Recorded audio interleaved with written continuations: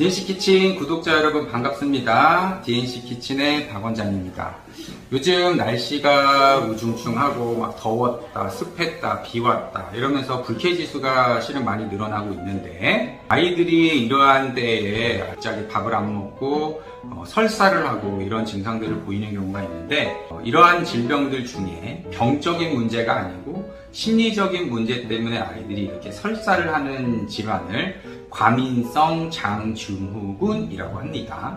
왜 우리 보호자분들도 경험을 해봤을 거예요. 만성적으로 스트레스를 받거나 불안하거나 하다 보면 소화가 잘 안 되고 설사하고 뭐 이렇게 하는 일들이 있죠.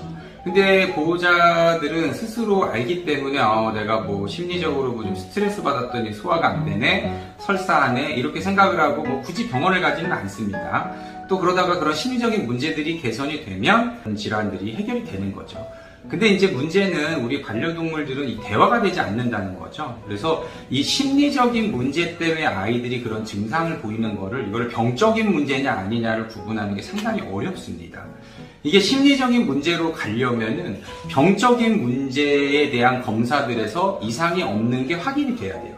이상이 없는 게 확인이 됐는데 증상이 남아있는 경우에 심리적인 문제다라고 생각을 하고 치료를 하게 됩니다.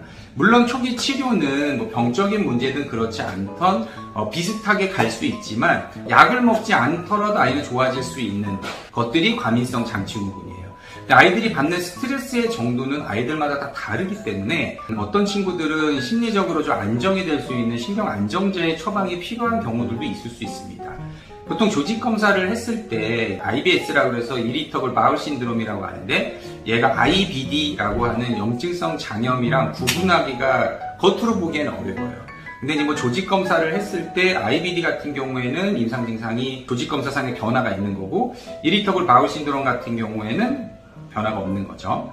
보통 평소에 스트레스를 받지 않는 환경을 만들어주는 것도 중요하고 조금 섬유질이 좀 있는 음식들을 먹거나 유산균을 먹거나 이렇게 하는 것들도 조금 도움이 될 수 있고요. 이런 과민성 장증후군이 너무 자주 발현이 된다고 하면 신경안정제 같은 거를 먹는 것도 도움이 될 수 있습니다.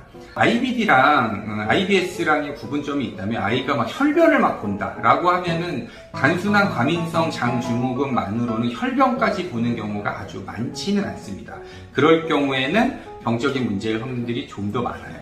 그래서 이러한 것들을 확인을 하려면 평소에 아이들에 대한 면밀한 관심을 좀 가져주셔야 될 것 같고요. 놀라운 사실은 이렇게 우리 친구들도 스트레스를 받는 것만으로도 장염이 올 수 있다는 사실을 꼭 기억하셔야 된다고 하는 점입니다. 안녕.